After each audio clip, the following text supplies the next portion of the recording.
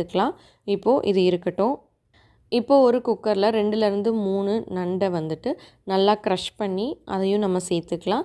சேர்த்துட்டு நம்ம இடித்து வச்சுருந்தோம் இல்லையா நம்ம மிக்ஸி ஜாரில், அந்த இதையும் வந்துட்டு இதில் சேர்த்துட்டு இஞ்சி பூண்டு மிளகு சீரகம் எல்லாத்தையும் இதில் சேர்த்துட்டு ஒரு ½ டொமேட்டோ அதையும் கட் பண்ணி சேர்த்துட்டு தேவையான அளவு லைட்டாக தண்ணி ஊற்றிக்கலாம் ஃபஸ்ட்டு மிக்ஸி ஜார்லேருந்து. அது கூடவே 1 டீஸ்பூன் அளவு மிளகுத்தூள், 1/4 டீஸ்பூன் அளவு மஞ்சள் தூள், ½ டீஸ்பூன் அளவு மிளகாய்த்தூள், மல்லித்தூள் சேர்த்துட்டு கூடவே ஒரு துண்டு பிரிஞ்சி இலை, ஒரு கொத்து கருவேப்பிலை, கொஞ்சமாக கொத்தமல்லி இலை எல்லாமே சேர்த்துட்டு இதை வந்துட்டு தேவையான அளவு நம்ம தண்ணி ஊற்றிட்டு கூடவே உப்பு நமக்கு தேவையான அளவு சேர்த்துட்டு இதை மூடி வச்சு மீடியம் ஃப்ளேமில் 2லேருந்து 3 விசில் விட்டு எடுத்துக்கலாம்.